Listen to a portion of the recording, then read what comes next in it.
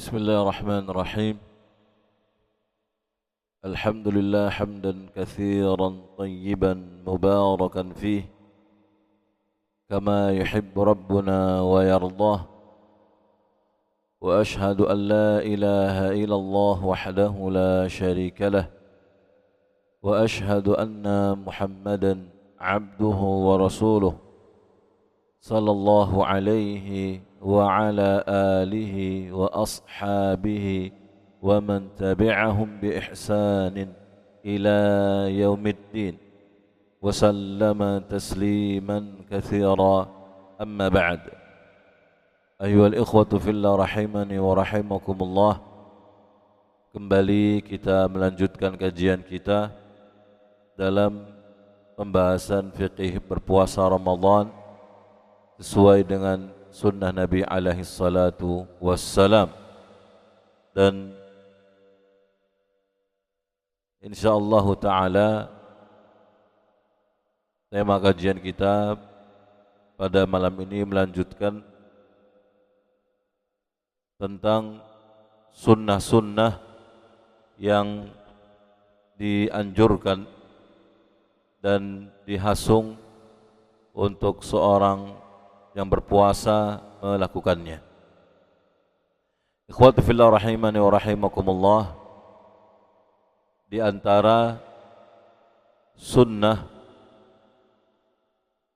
yang disukai dan dianjurkan untuk seseorang yang berpuasa melakukannya adalah menyegerakan waktu berbuka. Untuk ia menyegerakan waktu berbuka. Yang dimaksud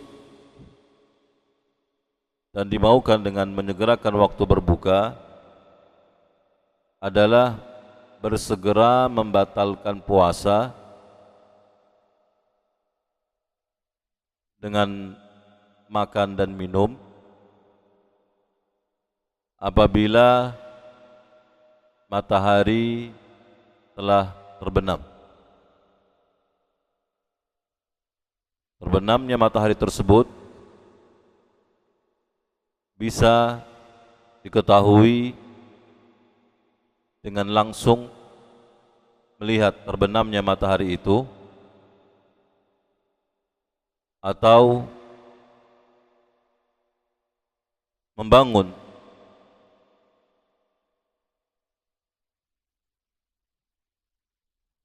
keyakinan bahwa matahari telah tenggelam berdasarkan khabar yang terpercaya, baik berupa azan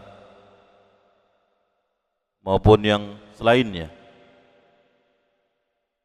yang mengkhabarkan bahwa matahari telah terbenam. Yang demikian itu ayyuhal ikhwatu fillah rahimani wa rahimakumullah, bahwa sunnah menyegerakan waktu berbuka ditunjukkan oleh hadis yang diriwayatkan oleh Imam Al-Bukhari dan Muslim dari sahabat yang mulia Sahal bin Sa'ad radhiyallahu anhu, dari Nabi sallallahu alaihi wasallam qala, dari Nabi sallallahu alaihi wasallam beliau bersabda, la yazalun nas bi khairin ma ajjalul fitr. Kata Rasulullah alaihi salatu wassalam, manusia akan senantiasa berada di dalam kebaikan selama mereka menyegerakan waktu berbuka mereka. Selama mereka menyegerakan waktu berbuka mereka. Nah, sehingga dari sini, ikhwati fillah rahimakumullah, yang menjadi sunnah bagi seorang yang berpuasa untuk ia menyegerakan waktu berbuka, membatalkan puasanya dengan segera apakah dengan makan ataupun dengan minum, apabila matahari telah benar-benar terbenam atau tenggelam.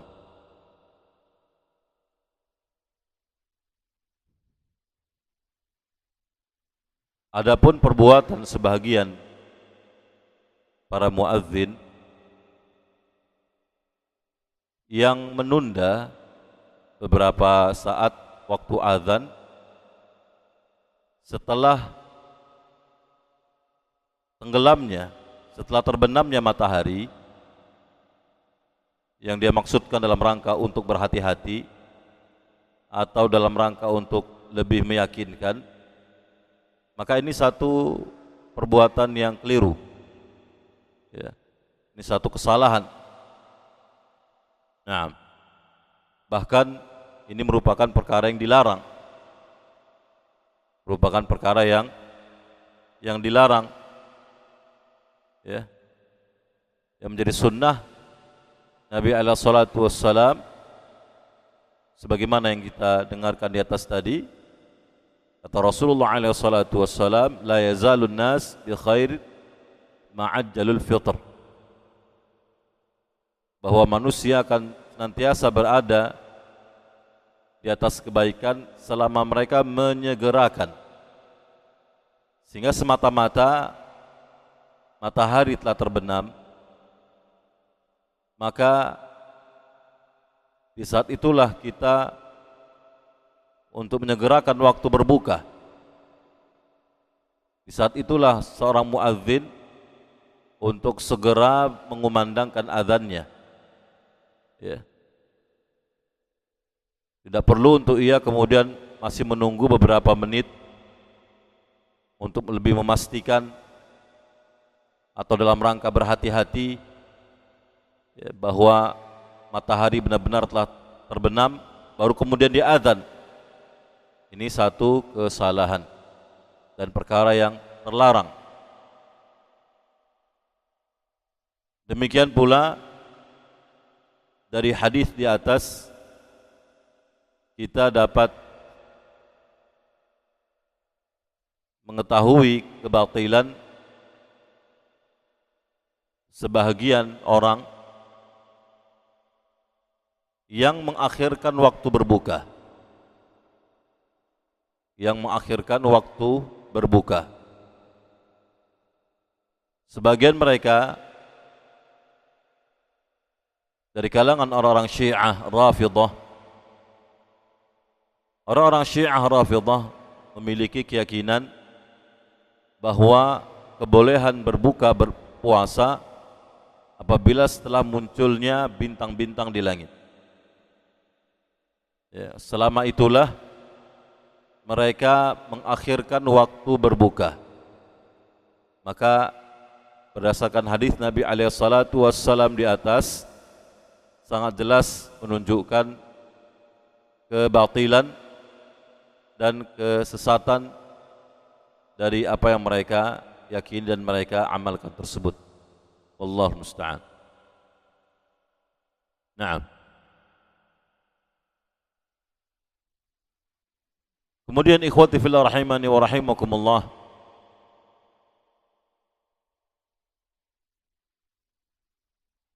dalam penentuan berbuka,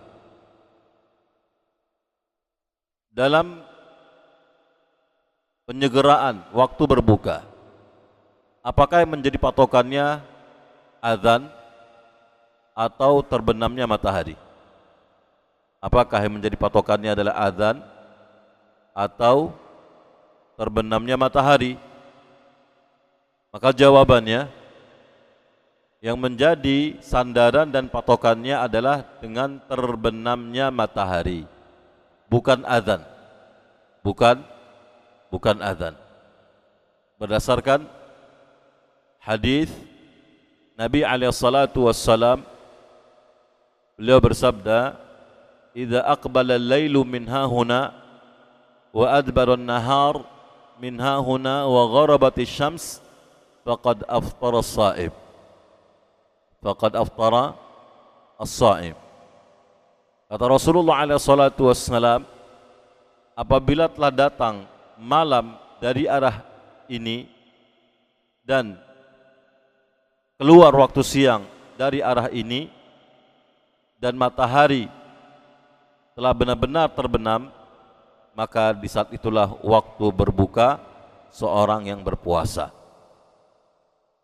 Nah, hadis ini dengan tegas mengkhabarkan kepada kita bahwa patokan dari berbuka puasa, sandaran untuk menyegerakan berbuka puasa itu dengan semata-mata telah terbenamnya matahari.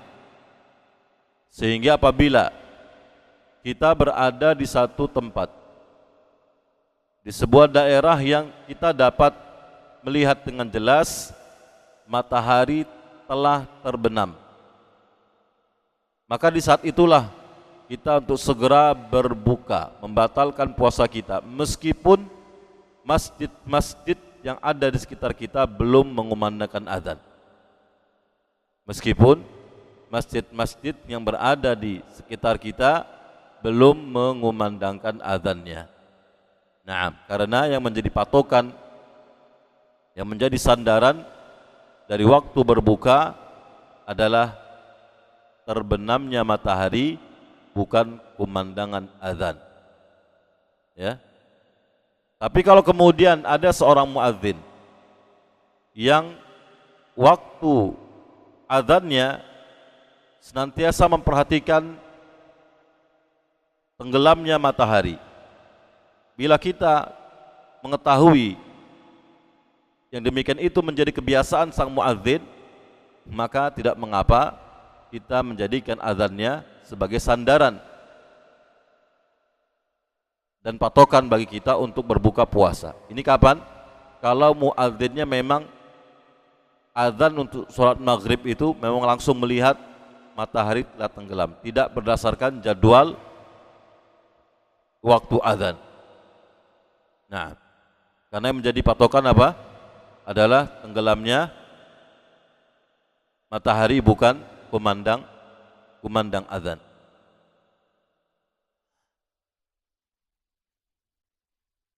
Ikhwati fillah rahimani wa rahimakumullah. Rasulullah alaihi salatu wassalam dalam hadis yang mulia ini mengatakan bahwa la yazalun nas bi khair ma'ajalul fitr. Manusia itu akan senantiasa berada di atas kebaikan selama mereka menyegerakan waktu berbuka.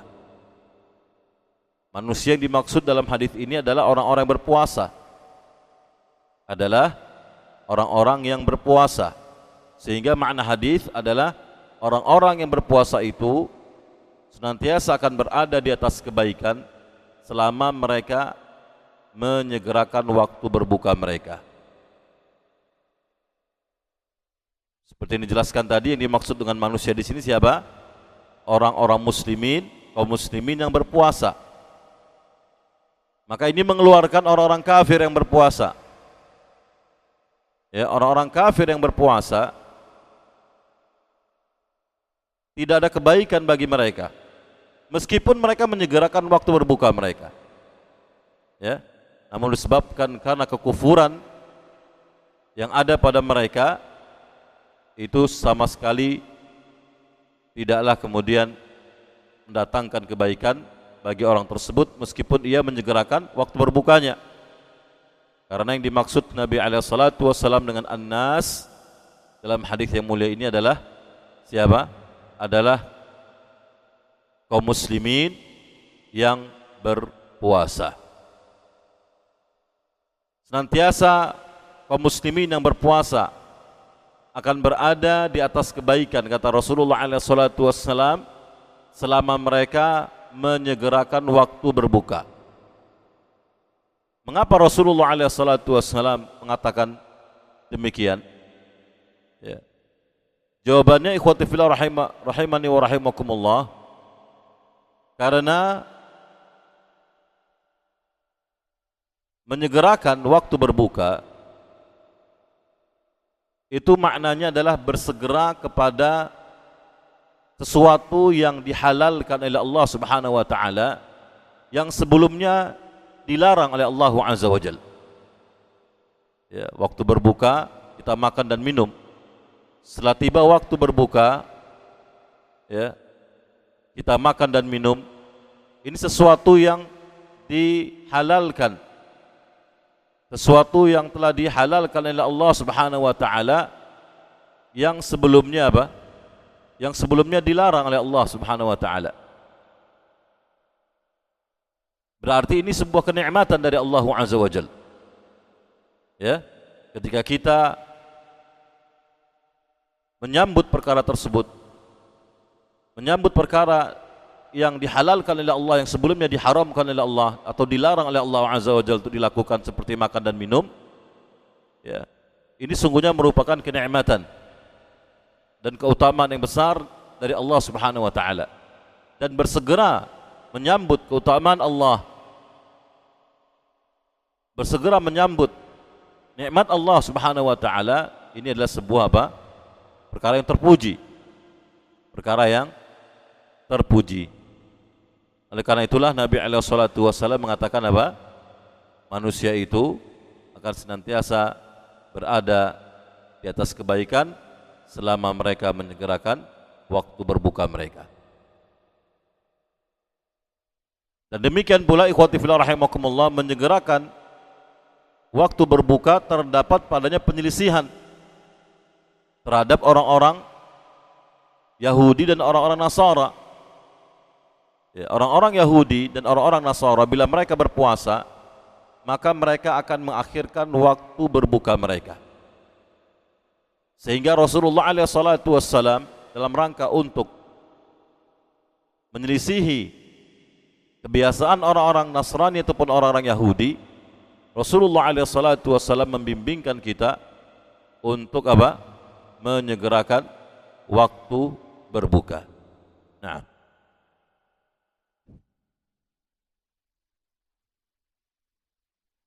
ikhwati fillah rahimani wa rahimakumullah,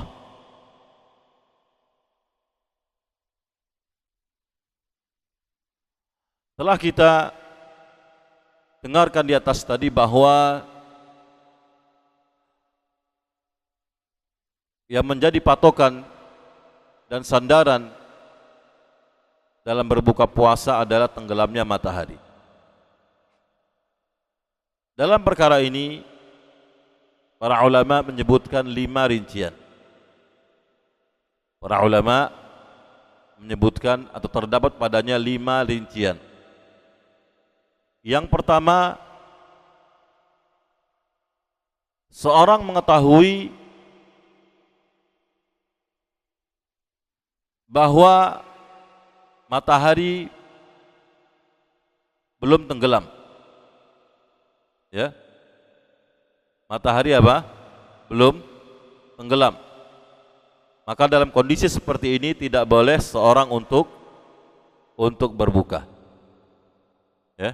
Ketika ia telah memastikan atau mengetahui matahari belum tenggelam, maka tidak boleh dia untuk berbuka. Ini rincian yang pertama. Rincian yang kedua, kuat prasangkanya. Dia memiliki prasangka yang kuat bahwa matahari belum terbenam, bahwa matahari belum tenggelam. Maka dalam kondisi yang kedua ini pun tidak boleh baginya untuk berbuka. Bedanya apa ini? Yang pertama dan yang kedua. Kalau yang pertama, dia memiliki keyakinan, dia lihat langsung itu matahari belum tenggelam, maka tidak boleh dia untuk berbuka. Adapun yang kedua, dia memiliki prasangka yang kuat, meskipun dia tidak melihat matahari tersebut masih terbit, belum tenggelam, ya, tapi dia memiliki apa? Dugaan kuat bahwasanya matahari saat ini belum tenggelam. Berarti apa? Dia membangun amalannya di atas prasangka kuat itu. Ketika dia berprasangka bahwa matahari belum tenggelam, berarti tidak boleh atasnya untuk berbuka. Ini kondisi yang kedua. Kondisi yang ketiga, seorang yang ragu dan bimbang apakah matahari tersebut telah tenggelam atau matahari tersebut belum tenggelam, masih terbit. Ya. Dia ragu antara dua kemungkinan ini. Dan dia tidak memiliki pada dirinya sesuatu yang akan menguatkan salah satu dari dua kemungkinan. Apakah itu dikuatkan telah tenggelam atau masih terbit? Tidak ada. Dia tidak mampu untuk menguatkan salah satu dua kemungkinan tadi. Ya, dua kemungkinan itu beriringan secara berimbang pada dirinya. Ya, antara matahari belum tenggelam atau matahari sudah tenggelam. Ya. Nah, dia tidak mampu untuk menimbangnya, ragu dia. Itu maknanya apa? Maknanya dia ragu. Ya. Orang kalau pada dirinya ada dua kemungkinan, A atau B. Ya, dan dia tidak bisa untuk menguatkan yang dipilih ini A atau B. Dia nggak mampu, dia tidak memiliki sesuatu yang dengannya dia menguatkan salah satu dari dua pilihan tadi. Nah, apabila dua kemungkinan ini berdiri sejajar pada dirinya, berimbang pada dirinya, maka itu disebut dengan ragu. Maka itu disebut dengan apa? Dengan ragu ataupun bimbang. Nah, seorang yang ragu ataupun bimbang tentang apakah matahari telah terbenam atau belum terbenam, maka dalam kondisi ini, dalam kondisi yang seperti ini, tidak boleh baginya untuk membatalkan puasanya. Tidak boleh baginya untuk berbuka. Kenapa? Karena yang menjadi asal adalah apa? Yang menjadi asal adalah tetapnya waktu siang. Nah, yang menjadi asal adalah tetapnya waktu siang. Nah, ini menjadi asal. Masih berlakunya waktu siang. Ya. Ketika yang ini yang menjadi asal, masih berlakunya waktu siang, berarti dia membangun amalannya di atas itu. Berarti apa? Berarti matahari belumlah tenggelam, sehingga tidak boleh baginya untuk berbuka puasa. Ini kondisi yang ketiga. Rincian yang keempat,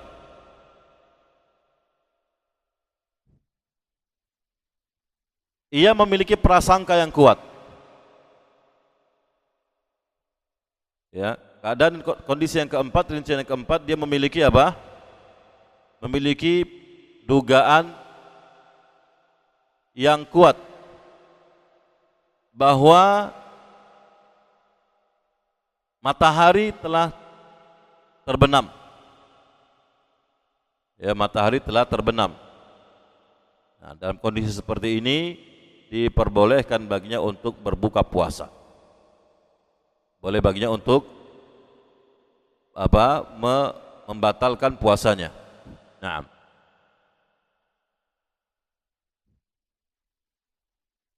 dalilnya hadis Asma binti Abi Bakar. Dalilnya hadis Asma binti Abi Bakar radhiyallahu anhuma qalat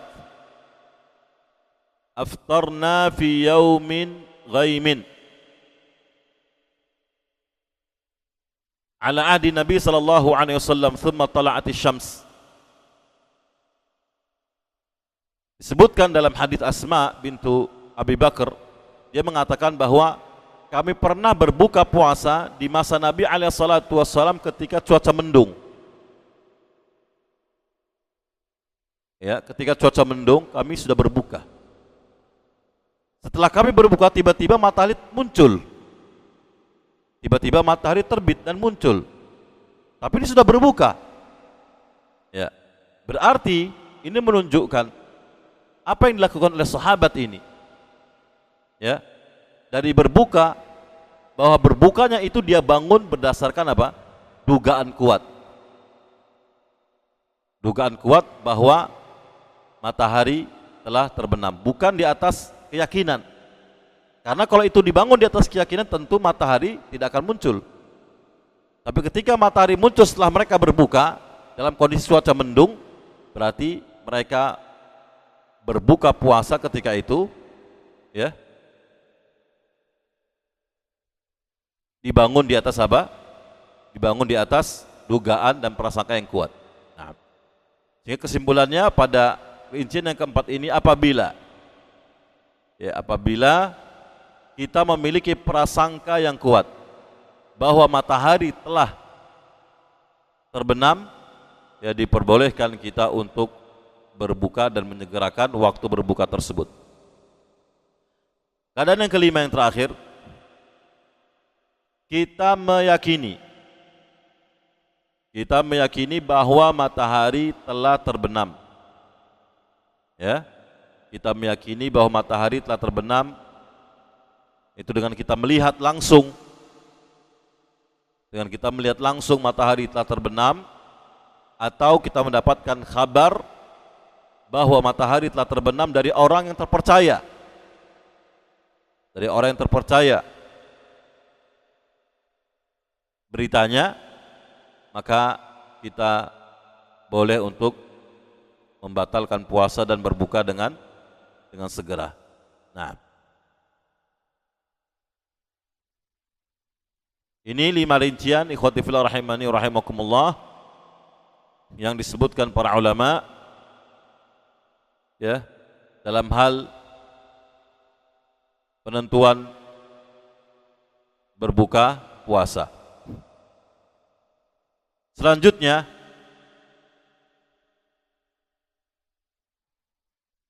apa ketentuan matahari itu telah tenggelam? Ya, apa ketentuannya? Untuk kita bisa memastikan bahwa matahari itu telah tenggelam, telah terbenam. Nah, ketentuannya adalah bahwa ketika seluruh bulatan matahari itu semuanya telah terbenam, tidak ada lagi sedikit pun dari bagian matahari yang masih terlihat. Bila matahari sudah demikian kondisinya, berarti matahari itu telah terbenam. Ya. Jadi dengan apa? Dengan tenggelamnya seluruh bulatan matahari. Kalau kemudian matahari, ya kita melihatnya di ufuk misalkan. Ini ufuk, ini matahari. Turun setengah. Ya, setengah dari bagian matahari telah terbenam. Ini belum dikatakan apa? Belum dikatakan matahari terbenam. Bahkan masih menyisakan sedikit saja dari bagian matahari itu belum terbenam, juga dikatakan belum terbenam. Tidak boleh di saat itu kita untuk berbuka sampai seluruh bulatan matahari itu benar-benar tenggelam, terbenam dan tidak terlihat sedikit pun, ya, bagian dari lingkaran matahari tersebut. Maka di saat itulah kita diperbolehkan untuk berbuka puasa dan membatalkan apa? Membatalkan puasa kita. Bila ada yang bertanya, bagaimana dengan cahaya matahari yang masih tersisa? Ya, bulatannya sudah tenggelam semuanya. Bulatan matahari itu sudah terbenam secara utuh, sempurna, tapi masih menyisakan apa? Cahaya. Nah, maka jawabannya, cahaya tersebut, ya, tidaklah mempengaruhi sedikit pun. Ya, cahaya masih tersisa sedikit pun itu, ya, tidak akan memberikan apa? Pengaruh apapun. Karena yang menjadi patokannya adalah apa? Mataharinya, bukan cahayanya. Ya, yang menjadi patokannya adalah apa? Mataharinya, bukan cahayanya. Nah,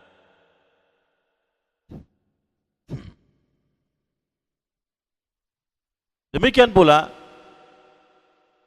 di antara faedah yang disebutkan para ulama untuk mengetahui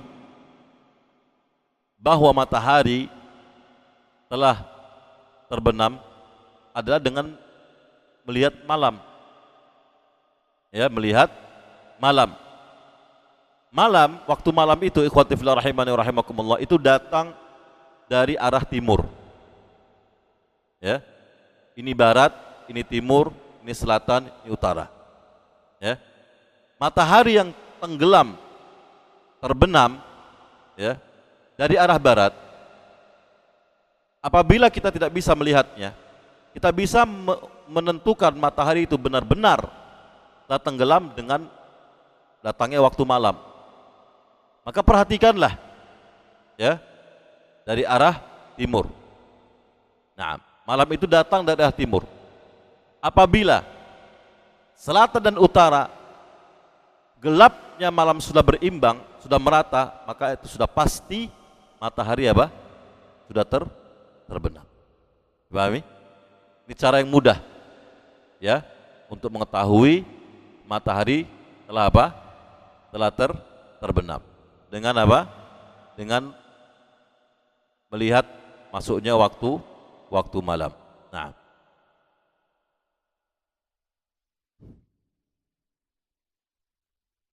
tercabang dari permasalahan ini adalah tentang orang-orang yang tinggal di daerah pesisir atau orang-orang yang tinggal di daerah yang rendah. Ya. Yang bisa jadi matahari itu sebenarnya belum terbenam tapi tertutup gunung misalkan. Ya, kalau orang yang tinggal di daerah-daerah yang tinggi puncak begitu akan mudah dia melihatnya bahwa matahari benar-benar telah tenggelam. Nah, sekarang bagaimana dengan orang-orang yang tinggal di daerah yang rendah? Nah, dan di hadapan mereka banyak gunung-gunung.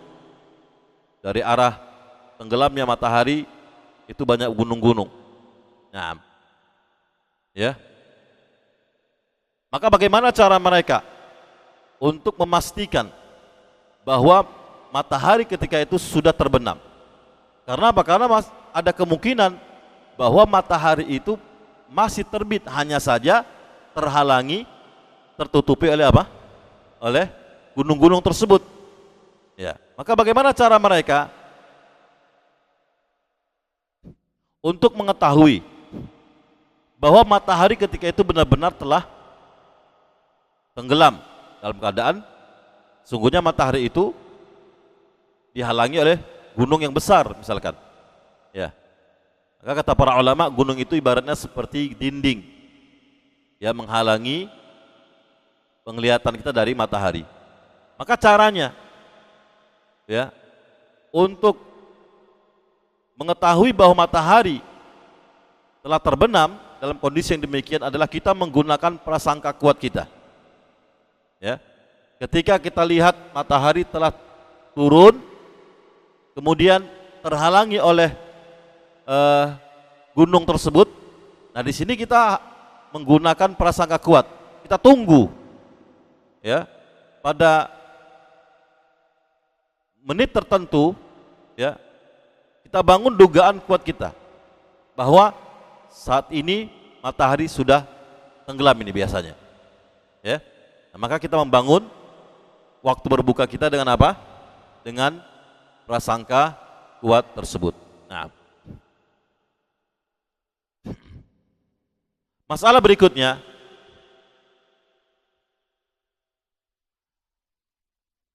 bagaimana dengan seseorang yang ketika masih di darat dia melihat matahari sudah terbenam. Kemudian dia hendak safar naik pesawat. Ya. Di atas pesawat dia lihat matahari itu masih terbit. Ya, kan tentu beda ya. Ketika di daratan apa? Sudah tenggelam kan gitu. Tapi ketika naik pesawat loh, kok ini masih ada mataharinya. Ya. Dalam keadaan ketika sebelum ia naik pesawat, ya, dan melihat matahari sudah tenggelam, dia berbuka. dia sudah berbuka. Nah, apakah ketika di atas pesawat, ya, dan dia melihat matahari, apakah di saat itu dia harus menahan diri dari makan dan minum yang sebelumnya dia sudah berbuka?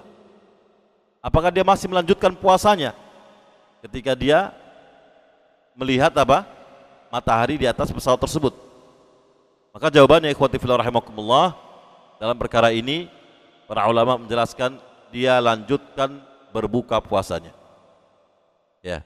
Meskipun dia melihat matahari, ya, meskipun dia melihat matahari di atas pesawat tersebut, dia tetap melanjutkan tidak lagi berpuasa. Kenapa? Karena ketika dia membatalkannya pertama kali, itu sudah dibangun di atas dalil syariat, sudah terbangun di atas dalil syar'i. Nah, ketika dia sebelum naik pesawat, ya, dia berada di daratan, dalil syar'i menunjukkan apa? Kalau sudah kemudian matahari terbenam, ya sudah, waktunya berbuka. Nah, sehingga perbuatan yang dilakukannya ketika di daratan tadi itu sudah sesuai dengan dalil secara syariat. Nah, berarti sudah benar perbuatannya untuk membatalkan puasa tersebut. Nah, adapun ketika dia, ya, naik pesawat kemudian masih melihat matahari, ya, maka tidak perlu lagi untuk dia untuk berpuasa, melanjutkan puasanya, karena tidak mungkin dia berpuasa dua kali, kan begitu. Kalau dia berpuasa lagi, nahan dari makan dan minum karena melihat matahari, berarti puasa dua kali. Nggak mungkin dia berpuasa dua kali. Oleh karena itu diperbolehkan bagi untuk tetap terus membatalkan puasa, makan dan minum. Nah,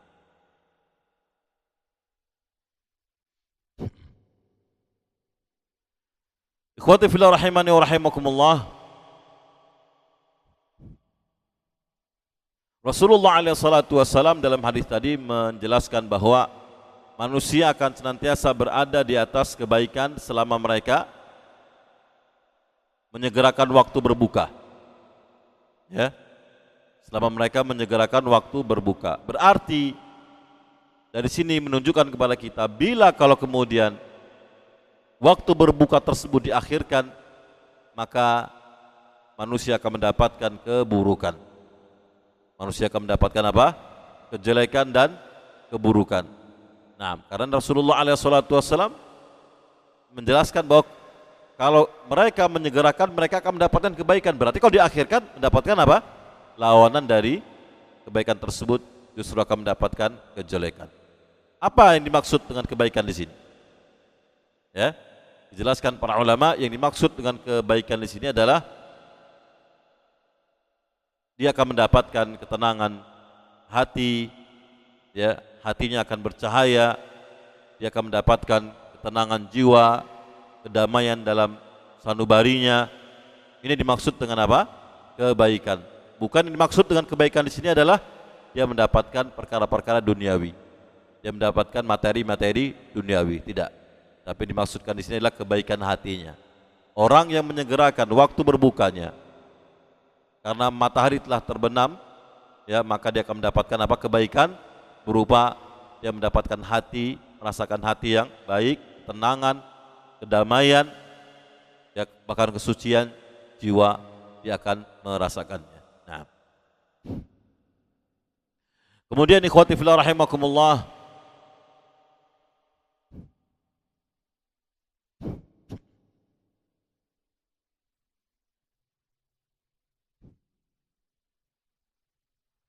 di antara atau sebelumnya para ulama menjelaskan bahwa yang menjadi sunnah dalam berbuka puasa adalah untuk kita membatalkan puasa tersebut dengan memakan makanan ringan, ya. Kemudian setelah itu kita pergi salat. Baru kemudian kita makan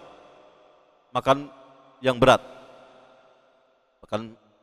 Makan malam begitu.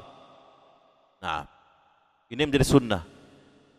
Tidak seperti sebagian yang dilakukan oleh sebagian saudara-saudara kita kaum muslimin.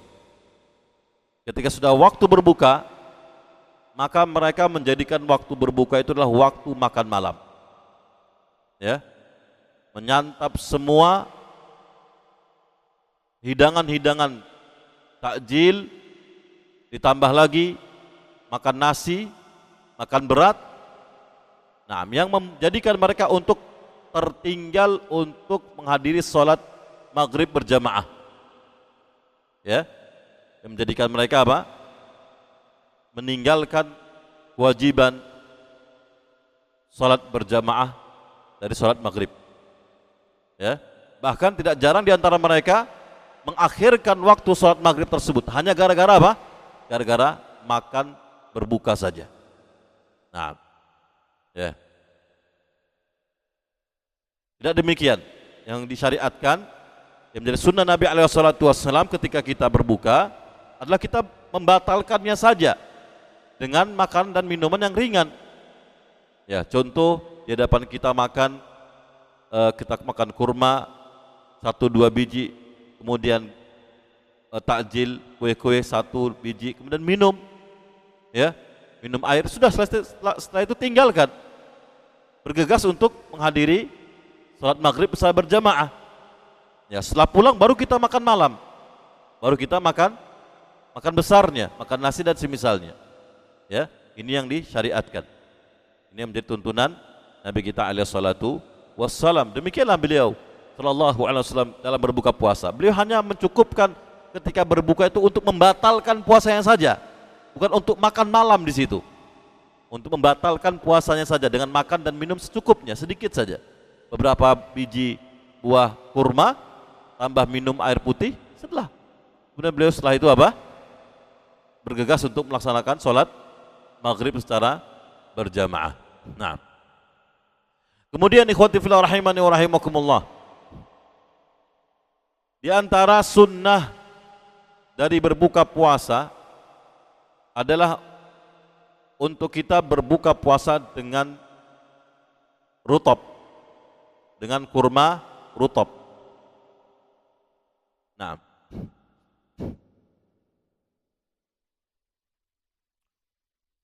apa yang dimaksud dengan kurma rutab?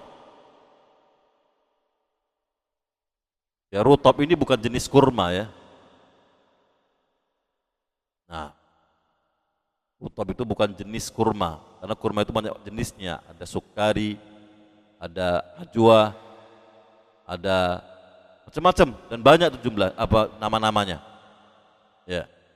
Dan rutab ini bukan nama untuk jenis kurma, bukan nama untuk jenis kurma, bukan.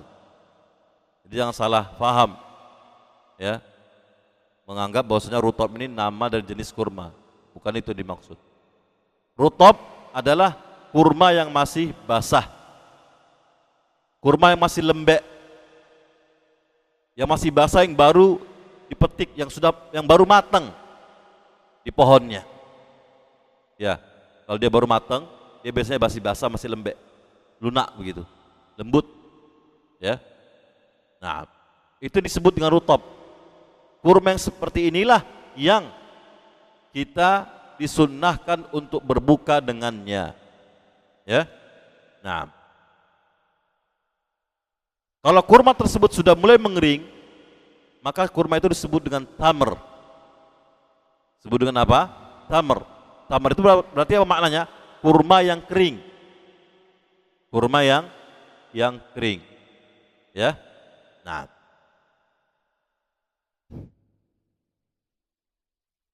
berbuka puasa dengan kurma yang baru matang, rutab, yang masih lembut, yang masih basah, ya, masih banyak kandungan airnya sehingga dia lembut, ya, yang seperti buah yang baru dipetik dari pohonnya, ya. Nah, ini sunnah sebagaimana yang Nabi SAW lakukan. Sebutkan dalam hadis Anas radhiyallahu anhu qala kana Nabi sallallahu alaihi wasallam yuftiru qabla an yusalli ala rutabat fa illam takun rutabatun fatumairat fa illam takun tumairatun hasawatin min ma. Kata Anas radhiyallahu anhu ardhah, adalah Nabi sallallahu alaihi wasallam yang menjadi kebiasaan beliau bahwa beliau berbuka sebelum salat. Perhatikan, beliau berbuka sebelum salat. Berarti apa? Berarti berbuka dulu baru salat, bukan salat dulu baru berbuka. Ini juga salah. Ya, sebagian orang ada yang demikian. Salat dulu baru berbuka. Ini keliru. Berbuka dulu baru salat. Nah, Rasulullah alaihi salatu wassalam beliau berbuka puasa, membatalkan puasanya sebelum sholat, beliau membatalkannya berbuka dengan memakan beberapa biji kurma rutab, kurma yang masih basah. Nah, apabila beliau tidak mendapatkan rutab dalam jamuan buka puasanya, maka beliau memakan beberapa biji buah kurma tamr, kurma yang sudah mulai mengering. Nah, dan bila beliau tidak mendapatkan tamr tadi, maka beliau hanya meneguk dengan beberapa kali tegukan air minum saja. Nah, ya. Dan kalau seorang tidak memiliki kurma, tidak ada kurma rutab, tidak ada kurma tamr, nah, tidak ada air juga, ya, maka dia berbuka dengan apa yang dia miliki. Ya. Nah, pas lagi galon lagi habis di rumah, ya kan, ya sempat ngisi, ya sudah makan apa yang ada. Bawa gorengan kebetulan, makan gorengan. Nah, ya. Namun bila dia berbuka puasa dengan kurma terlebih rutab, maka itu lebih afdal, dan para ulama menjelaskan bahwa mengapa Nabi alaihi salatu wassalam memilih kurma untuk berbuka puasa dalam keadaan buah yang lain, makanan yang lain juga masih banyak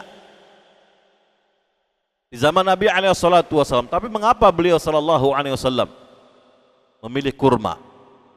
Yang dijawab atau dijelaskan para ulama, yang demikian itu karena kandungan ya yang dimiliki oleh kurma tersebut. Nah, kurma memiliki kandungan gula yang dapat menggantikan dengan cepat kekurangan asupan gula selama seorang yang berpuasa. Ya, kurma itu,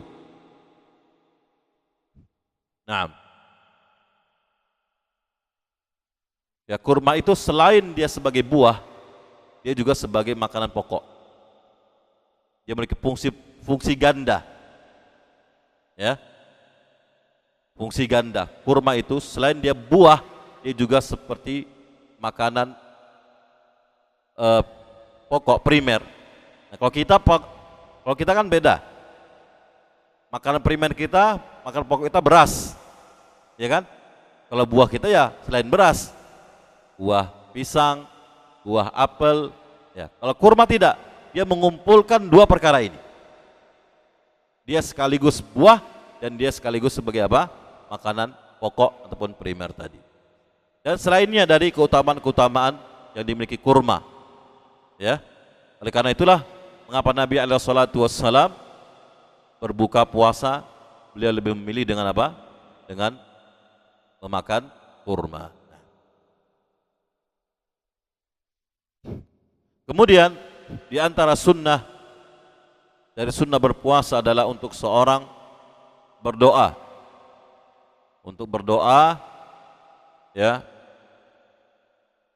berdoa di saat berpuasa. Berdoa di saat berpuasa. Atau berdoa ketika hendak berbuka. Ya. Jadi doa itu bagi seorang yang berpuasa ada dua kondisi. Yang pertama, dihasung dan disunnahkan baginya untuk memperbanyak doa selama rentang waktu dia berpuasa. Nah, dan yang kedua, disunnahkan dan dianjurkan baginya untuk memperbanyak doa ketika dia hendak berbuka. Ini dua kondisi yang disebutkan para ulama yang dianjurkan seorang untuk melakukannya, untuk dia memperbanyak doa. Rasulullah SAW dalam hadis yang sahih telah mengkabarkan, kata Rasulullah, "Thalathatun la turaddu da'watuhum as-saim hatta yuftira, wal imamul adil wal mazlum." Kata Rasulullah SAW, ada 3 golongan manusia yang bila mereka berdoa, maka doa mereka tidak akan ditolak oleh Allah Subhanahu wa taala. Maka ada 3 golongan manusia yang bila mereka berdoa, maka doa mereka mesti akan dikabulkan, mesti akan diijabahi oleh Allah Subhanahu wa taala. Siapa 3 golongan tersebut? Yang pertama, kata Rasulullah SAW, as-saim hatta yuftir, adalah seorang yang sedang berpuasa sampai dia berbuka. Ya, sehingga waktunya panjang ini.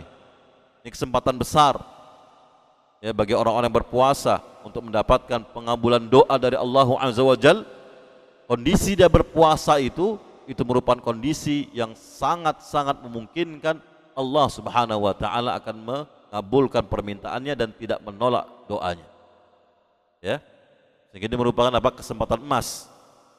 Jangan disia-siakan ketika berpuasa, perbanyaklah berdoa. Berdoa untuk kebaikan dunia dan akhirat kita. Ya, berdoa untuk orang-orang yang kita cintai. Berdoa untuk kaum muslimin, kebaikan kaum muslimin, dan seterusnya. Nah, yang kedua siapa lagi? Seorang imam yang adil. Seorang imam yang adil dalam segala bentuk dan aspeknya, dia akan ketika berdoa dia akan mendapatkan pengabulan doa dari Allah Subhanahu wa taala kalau dia adil. Dan yang ketiga, seorang yang terzalimi. Seorang yang terzalimi, bila dia berdoa maka doanya tidak akan dihijabi oleh Allah Subhanahu wa taala. Maka berhati-hatilah dari melakukan kezaliman kepada orang lain. Jangan sampai orang yang kita zalimi tersebut karena sudah tidak tahan lagi, karena sudah habis kesabarannya, jangan sampai dia mengangkat kedua tangannya kemudian mendoakan kejelekan untuk kita. Kemudian dia mendoakan kesengsaraan, keburukan, kejelekan untuk kita, dalam keadaan dia seorang yang terzalimi. Naam.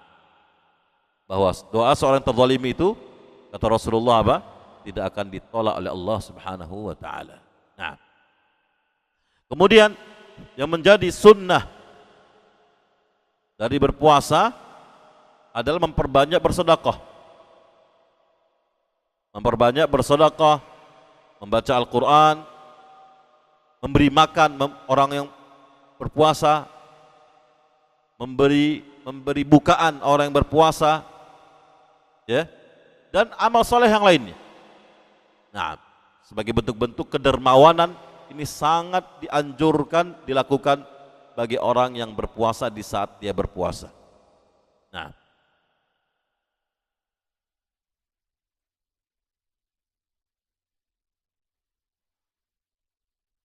ditunjukkan sebuah hadis dari Ibnu Abbas radhiyallahu anhuma qala kana Rasulullah sallallahu alaihi wasallam ajwadan nas bil khair wa kana ajwada ma yakun fi Ramadan hina yalqahu Jibril. Bahwa Anas radhiyallahu anhu mengatakan adalah Rasulullah alaihi salatu wasallam adalah orang yang paling dermawan, sosok orang yang paling dermawan dalam hal kebaikan. Baik itu dermawan dengan hartanya, baik dermawan dengan tenaganya, ya. Yang jelas Rasulullah SAW adalah manusia yang paling dermawan dari orang yang dermawan. Nah, dan sifat kedermawanan Rasulullah SAW itu lebih berlipat, lebih bertambah ketika ya beliau mendapati bulan Ramadan.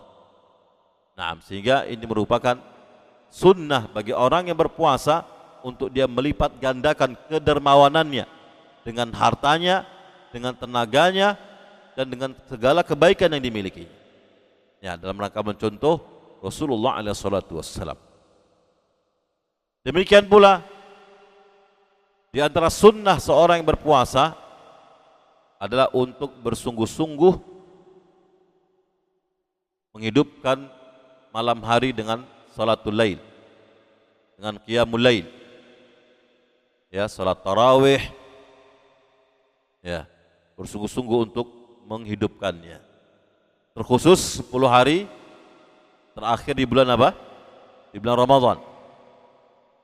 Terkhusus 10 hari terakhir pada bulan Ramadan. Nah,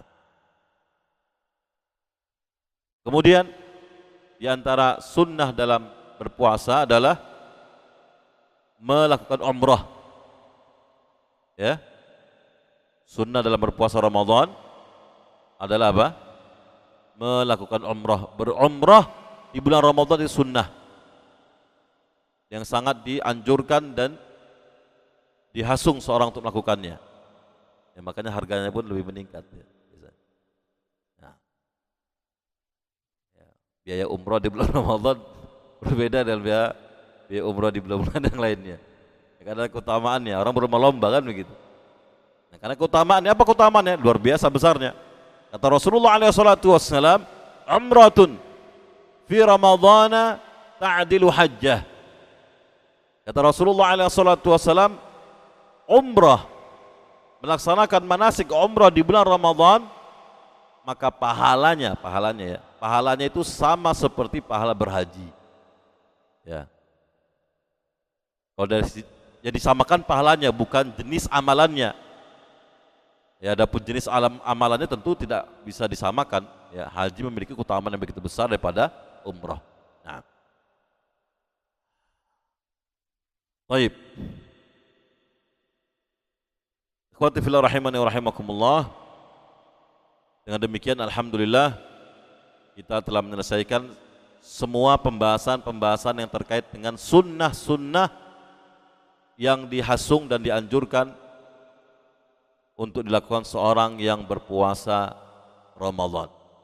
Nah, semoga apa yang disampaikan dapat bermanfaat. Kurang lebihnya mohon maaf. Kita akhiri subhanakallahumma bihamdika asyhadu an la ilaha illa anta astaghfiruka wa atubu ilaik. Wa sallallahu ala nabiyyina Muhammad wa ala alihi wa sahbihi wa sallama tasliman katsira. Jazakumullahu khairan, tafaddalu, barakallahu fikum.